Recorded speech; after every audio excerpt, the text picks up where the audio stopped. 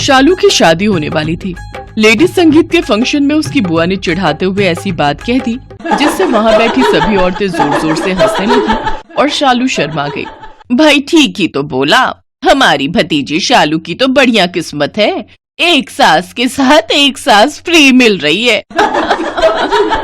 बुआ जी क्या आप भी देखो तो शर्मा गई। बस सब हंसी खुशी संपन्न हो जाए, मेरी बच्ची खुश रहे। हाँ हाँ भाभी चिंता मत करो, हमारी शालू वहाँ बहुत खुश रहेगी। चलो चलो विदाई गीत शुरू करो। और फिर हंसी खुशी शालू की विदाई हुई और वो अपने ससुराल आ गई। शालू के ससुर राम प्रकाश ने 2 शादियां की थी। एक शादी उन्होंने गांव में माता पिता की मर्जी से शकुंतला से की थी और एक शादी उन्होंने जब वो शहर में अपना बिजनेस जमा चुके थे तब शहर में रहने वाली मनोरमा के साथ की थी। इसलिए शालू की एक सास अभी भी देसी शैली को अपनाकर चल रही थी और एक सास मॉडर्न विचारों वाली थी। अब शादी तो हो गई, पर शादी के बाद शालू की जिंदगी में जो 2 सासों के रूप में भूचाल आने वाला था, उसकी कुछ भनक शादी के 2 दिन बाद ही शालू को महसूस होने लगी। शालू बहू, आज तुम्हें हमारी पारिवारिक रेसिपी बनानी है, ये हमारी परंपरा है। जी माँ जी, मैं इसे ठीक से बनाने की पूरी कोशिश करूंगी। अरे बहू, ये सब बनाने की कोई जरूरत नहीं है, ये सब बाद में बनाना। मुझे लगता है तुम्हें इसकी बजाय ये क्विनोआ सलाद रेसिपी आजमानी चाहिए और साथ में ये स्प्राउट्स भी बना लो, ये बहुत बढ़िया नाश्ता रहेगा आज के लिए। बहू तुम इसकी बातों पर ध्यान मत दो, अब इसमें मसाले देखो धीरे धीरे डालना, ध्यान रहे रेसिपी खराब ना हो, इसलिए इसे कड़छी से बार बार चलाती रहना। नहीं, पहले ये सलाद बनाएगी, आओ मैं तुम्हें बढ़िया सलाद बनाना सिखाती हूँ। नहीं, पहले बहू मेरी बात सुनेगी। नहीं, पहले मेरी सुनी जाएगी। बहू पहले मेरी सुनो, पहले मेरी सुनो। शालू टेंशन में कि किसकी सुने, उसके लिए तो दोनों सास एक समान थी। तभी मनोरमा का बेटा रोहन बोला, भाभी ये तो अभी शुरुआत है, यहाँ तो रोज ही ऐसे होता है। मैं और भैया तो इन सब के आदी हो चुके हैं। मुझे लगता है मैं अभी पिज्जा ऑर्डर कर दूं, वरना मुझे नहीं लगता कि आज नाश्ते में कुछ मिलने वाला है। उस दिन शालू बहुत परेशान हुई, कभी पारंपरिक रेसिपी में हाथ घुमाती तो कभी सलाद में। बेचारी उस दिन बहुत परेशान हो गई। वो दोनों में से किसी को भी निराश नहीं करना चाहती थी, इसलिए उसने दोनों चीजें साथ ही बनाई। पर 2 नाव पर एक साथ सवार होना गलत ही होता है, ये कहावत तो सब जानते हैं। वही हुआ, न पारंपरिक रेसिपी अच्छी बनी न ही उसकी सलाद। उस दिन सबको पिज्जा खाकर ही रहना पड़ा। वो दिन तो गुजर गया। अगली सुबह शकुंतला अपनी पुरानी दहेज की सिलाई मशीन लेकर बैठ गई और फिर से शालू की रेल लग गई, क्योंकि उधर मनोरमा भी अपने हाथ में 2 योगा मैट लेकर आ गई थी। ये देखो बहू, मेरे दहेज की मशीन है, मैं इस पर कपड़े सिला करती थी। आओ मैं तुम्हें इस पर कपड़े सिलना सिखाऊं। जी माँ जी। सिलाई छोड़ो बहू, चलो मेरे साथ थोड़ी मॉर्निंग एक्सरसाइज करो, ये सब सिलाई वगैरह बेकार है। जी माँ जी। देखो मनोरमा, तुम पिक्चर वाली मनोरमा बनने की कोशिश मत करो, तुम नहीं जानती हो तुम्हारा पाला शकुंतला से पड़ा है।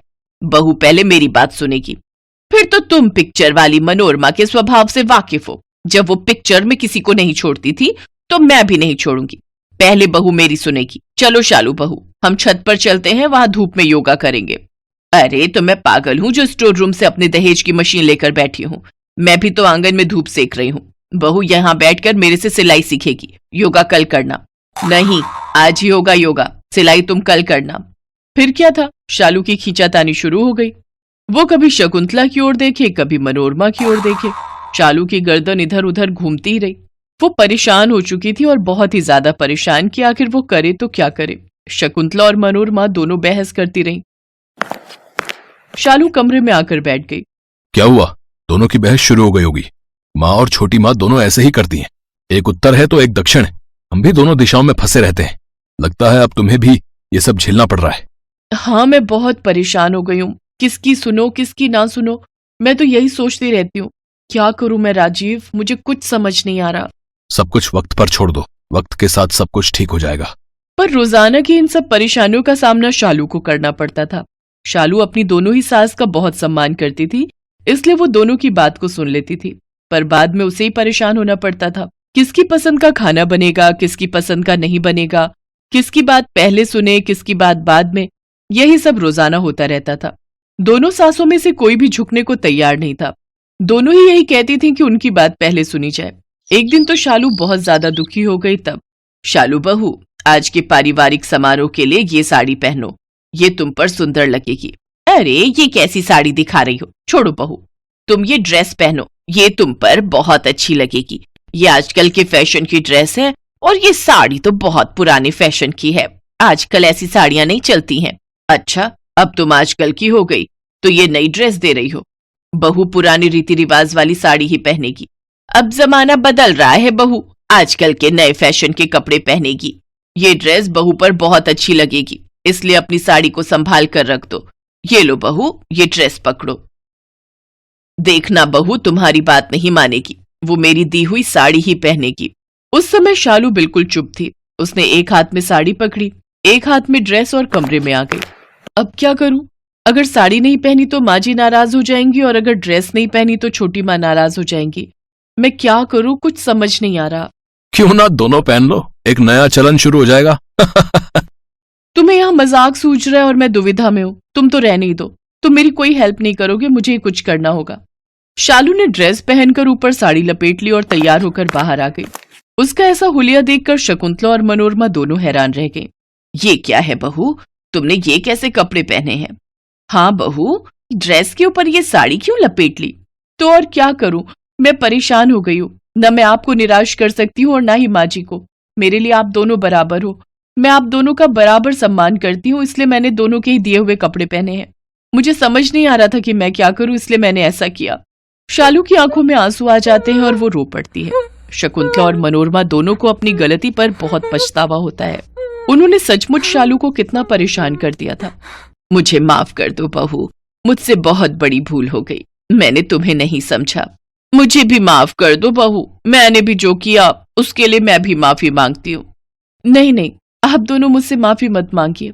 आप दोनों मेरी माँ हो, मुझसे बड़े हो, बस मुझे आप दोनों का प्यार चाहिए, एक साथ चाहिए, दो दिशाओं में नहीं, एक ही दिशा में। चिंता मत करो बहू, अब से ऐसा ही होगा।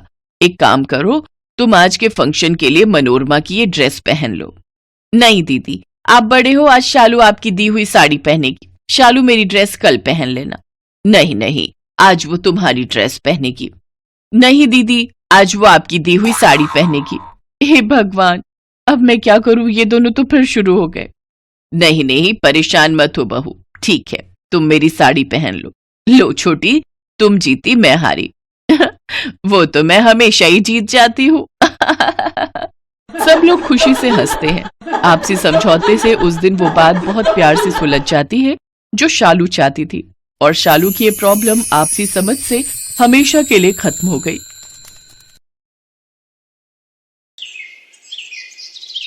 तो हेमा जी, अब बस एक ही महीना रह गया है, तुम खुश तो हो ना? हाँ, मैं तो बहुत खुश हूँ। और आप? अरे मेरी खुशी का तो ठिकाना ही नहीं है। मुझसे तो अब इंतजार ही नहीं होता कि कैसे ही एक महीना गुजरे और मैं बारात लेकर आऊं तुम्हारे घर। ये है हेमा और हरीश, दोनों एक ही कॉलेज में पढ़ते थे। दोनों को एक दूसरे से प्यार हुआ तो घर वालों ने भी शादी के लिए तुरंत हाँ कर दी। हरीश अपने माता पिता का इकलौता बेटा था। उसके पिता की बड़ी दुकान थी, तो घर में रुपए पैसों की तो कोई कमी थी नहीं। हरीश की माँ सरला घर संभालती थी। देखते ही देखते एक महीना भी गुजर गया। हरीश और हेमा की शादी खूब धूमधाम से हुई। फिर शादी के कुछ दिन बाद, हेमा, इतनी सुबह सुबह तैयार हो गई, कहीं जाना है क्या बेटी? माँ जी, वो बताया था ना आपको, आज मेरा बीएससी का रिजल्ट आना है। अरे हाँ, मैं तो भूल ही गई थी। और ये हरीश कहाँ है, उसका भी तो रिजल्ट आएगा ना? हाँ जी, वो कह रहे थे कि वो दुकान से सीधा कॉलेज पहुंचेंगे। हेमा ने सरला के चरण स्पर्श किए।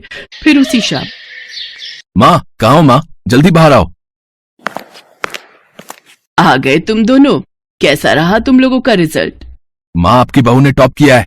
अरे वाह, ये तो बहुत खुशी की बात है। और तू नालायक, अपने बारे में भी तो बता। मैं भी पास हो गया माँ, पूरे 50% नंबर है मेरे। हरीश की बात सुनकर वहां खड़े सभी लोग हंसने लगे। हेमा के आने से सरला का घर पूरा हो गया था। सभी उससे बहुत खुश थे। फिर एक सुबह जब हेमा सरला के कमरे में उसके लिए चाय लेकर गई तो उसने देखा कि सरला एक किताब पढ़ने की कोशिश कर रही है। माँ जी, ये आपकी चाय। हाँ बेटी, अब यहाँ पर रख दो। माँ जी, आप ये क्या पढ़ रही हो? अरे बेटी, ये 10वीं की हिंदी की किताब है, बस इसे ही पढ़ने की कोशिश कर रही हूँ। लेकिन 10वीं की हिंदी की किताब आप क्यों पढ़ रही हैं? हेमा की बात सुनकर सरला की आंखों में आंसू आ गए। जबकि हेमा कुछ समझ नहीं पा रही थी कि आखिर 10वीं की किताब और सरला के आंसुओं का क्या रिश्ता था। तब सरला ने हेमा से कहा, बेटी मेरे पास सब कुछ है, गहने, गाड़ी, एक अच्छा पति, एक अच्छा बेटा, और अब तो तुम भी हो मेरे पास। लेकिन अगर कुछ नहीं है तो वो है शिक्षा। सरला की बात सुनकर हेमा भी वहीं उसके पास बेड पर बैठ गई। बेटी, मुझे ना पढ़ने लिखने का बहुत शौक था। जब मैं गांव में 10वीं की पढ़ाई कर रही थी तभी हरीश के पिताजी का रिश्ता आया मेरे लिए। मुझसे तो किसी ने पूछा ही नहीं और रिश्ते के लिए मेरे घर वालों ने फौरन हाँ कर दी। बस उसके बाद से 10वीं पास करना मेरा सपना ही रह गया। पता है 9वीं में पूरे 45% नंबर आए थे मेरे। अच्छा, फिर क्या हुआ माँ जी? फिर क्या, शादी के बाद आते ही घर संभाल लिया और तब से यही घर मेरी दुनिया बन गया। तो फिर आपने दोबारा पढ़ाई करने के बारे में कभी नहीं सोचा? सोचा था, लेकिन मेरी सास ने मेरा साथ नहीं दिया। वो कहती थी जब जिंदगी भर ये चूल्हा चौका ही करना है तो फिर आगे पढ़कर करना ही क्या है। वो क्या है ना, मेरी सास तेरी सास जितनी अच्छी नहीं थी ना। हाँ माँ जी, ये बात तो सच है। अब लेकिन फिर भी कभी तो कोशिश की होगी ना आपने? हाँ, हरीश कहता रहता था कि मुझे पढ़ना चाहिए, लेकिन घर के कामों से ही फुर्सत नहीं मिलती थी। जब वो छोटा था तो उसी की देखभाल में लगी रहती थी, और जब बड़ा हुआ तो मैंने किसी तरह पढ़ाई शुरू की। अच्छा, फिर क्या हुआ माँ जी? मुझे कोई पढ़ाने वाला तो था नहीं और घर के कामों की वजह से ज्यादा देर तक पढ़ाई कर भी नहीं पाती थी, तो इसीलिए शुरू में 3 बार तो मैं बुरी तरह से फेल हो गई। बुरी तरह से मतलब? वो किसी भी विषय में 20 नंबर से ऊपर नहीं आते थे मेरे। अरे, तो उसके बाद परीक्षा देना बंद कर दिया आपने? नहीं, मैं चाहती थी कि बस किसी तरह मैं कम से कम 10वीं तो पास कर ही लूं, तो फिर मैंने नकल का सहारा लिया। हैं? माँ जी, ये क्या कह रही हैं आप? आप परीक्षा में नकल करती थी? हाँ, पिछले 3 बार से नकल करने की कोशिश कर रही हूँ, लेकिन मेरी किस्मत देखो, बोर्ड की परीक्षा में मेरे आगे जो भी बच्चे बैठते हैं वो तो मुझसे भी बड़े नालायक निकलते रहे, मुए कहीं के। सबको अपने हाथों से बना बना के कितने सारे लड्डू खिलाए, लेकिन एक भी मेरे काम ना आया। जिससे भी नकल की वो खुद फेल होकर बैठ गया। अब किसी साल कोई होशियार बच्चा मेरे आगे पीछे बैठेगा, तभी शायद मेरा बेड़ा पार होगा। सरला की बातें सुनकर हेमा को 2 बातें समझ में आई। पहली ये कि सरला हर कीमत पर 10वीं पास करना चाहती थी, और दूसरी ये कि पास होने के लिए उसे नकल करने से भी परहेज नहीं था। पूरी बात समझने के बाद हेमा ने कहा, माँ जी, तो तय रहा कि अब मैं आपको 10वीं पास कराऊंगी, और वो भी नकल से नहीं बल्कि पूरी ईमानदारी से। पर वो कैसे बेटी? मैं अगर पढ़ने में लग गई तो घर का क्या होगा? सब कुछ कौन संभालेगा? आप उसकी फिक्र मत करो, अब मैं हूं ना, अब से मैं आपको पढ़ाऊंगी भी और घर का सारा काम भी देख लूंगी। लेकिन इस सब के बदले आपको भी मुझसे एक वादा करना होगा। हाँ, बताना बेटी। आप परीक्षा केंद्र में या घर पर कहीं भी नकल करने के बारे में सोचेंगी भी नहीं। अच्छा, तू कहती है तो मान लेती हूँ, पर क्या तुझे सच में लगता है कि मैं बिना नकल के 10वीं पास कर पाऊंगी? ओहो माँ जी, एक बात बताइए, अगर नकल करके आप पास हो भी जाओगी तो क्या आपको अंदर से पास होने की खुशी होगी? हेमा की बात का सरला के पास कोई जवाब नहीं था। सरला को समझ आ गया था कि उसे संतुष्टि तभी मिलेगी जब वो पूरी ईमानदारी से और अपनी मेहनत के दम पर पास होकर दिखाएगी। फिर उसी दिन हेमा ने सरला के लिए 10वीं की नई किताबें और कॉपियां मंगवाई और हरीश से कहलवाकर सरला के लिए 10वीं का फॉर्म भी मंगवा लिया। फिर अगले दिन से ही हेमा रोज सुबह जल्दी उठती, पहले घर का सारा काम करती और फिर सरला को पूरे मन से पढ़ाती। ऐसे ही कई महीने बीत गए। हेमा सब कुछ संभालते हुए बुरी तरह थक जाती थी, लेकिन फिर भी उसने सरला को उसकी पढ़ाई में बिल्कुल भी लापरवाही नहीं करने दी। बहुत हो गया मेरी बच्ची, बस अब और नहीं। क्या हो गया माँ जी? तू सारा दिन मेरे लिए ही लगी रहती है, पहले घर का काम फिर मुझे पढ़ाना, ऐसे कैसे चलेगा? माँ जी, सिर्फ 2 महीने ही रह गए परीक्षा में, इतने महीनों मेहनत की आपने, अब हम पीछे नहीं हट सकते। हेमा की बात सुनकर सरला में फिर से जोश भर गया। अब तो सरला रात रात भर जाग कर पढ़ने लगी और फिर परीक्षा का वक्त भी आ गया। सरला ने हर पेपर पूरी ईमानदारी से दिया और इस बार उसे ना तो किसी को लड्डू बनाकर खिलाने की जरूरत थी और ना ही नकल करने की। फिर कुछ दिनों के बाद, माँ जी उठिए, जल्दी कीजिए। हाँ हाँ, उठ रही हूँ। अब वैसे हुआ क्या है? अरे माँ जी, भूल गई क्या आप? आज 10वीं का रिजल्ट आने वाला है। अरे आज 23 तारीख है क्या? हाँ माँ जी, हरीश तैयार है, आप भी जल्दी से तैयार हो जाइए, आपके परीक्षा केंद्र में रिजल्ट लगाया जाएगा, उठिए जल्दी करिए। सरला जल्दी से नहा धोकर तैयार हो गई। इस बार उसके मन में संतोष था। वो पहले से ज्यादा खुश थी क्योंकि इस बार उसने पूरी ईमानदारी से परीक्षाएं दी थी। जब वो हरीश के साथ घर से जाने लगी तभी, बेटी मुझे नहीं पता कि मेरा रिजल्ट कैसा होगा, लेकिन मुझे इस बात की खुशी है कि इस बार मैंने बिल्कुल नकल नहीं की। आगे भगवान की मर्जी। देखना माँ जी, भगवान सब अच्छा करेंगे, आप बिल्कुल चिंता मत कीजिए। सरला और हरीश वहां से चले गए। रिजल्ट के लिए जितना सरला उत्सुक थी, उससे कहीं ज्यादा घर में हेमा बेचैन थी। उसने सरला के लिए बहुत मेहनत की थी। कुछ घंटे बाद अचानक घर के बाहर ढोल बजने की आवाज सुनाई देने लगी। हेमा भागकर घर के बाहर आई तो देखा कि हरीश सबका मुंह मीठा करा रहा था। सरला के गले में फूलों की माला थी। बेटी मैं पास हो गई। हेमा, माँ के 85% मार्क्स आए हैं। अरे वाह माँ जी, आपने तो कमाल ही कर दिया। कमाल तो तूने कर दिया है बेटी, तू मेरा साथ ना देती तो ये दिन कभी मेरी जिंदगी में नहीं आता। खुद पर भरोसा करने की बजाय परीक्षा में नकल कैसे करनी है, मैं तो बस इसी बारे में सोचती रही। शुक्रिया मेरी बच्ची, शुक्रिया। अच्छा अब ये छोड़िए और ये बताइए कि अब आगे क्या? आगे मतलब 11वीं के बारे में क्या विचार है मेरी टॉपर सासू माँ का? हेमा की बात सुनते ही सरला के चेहरे पर मुस्कुराहट आ गई, जिसमें खुशी के साथ वो आत्मविश्वास भी दिख रहा था जो उसने कई साल पहले कहीं खो दिया था।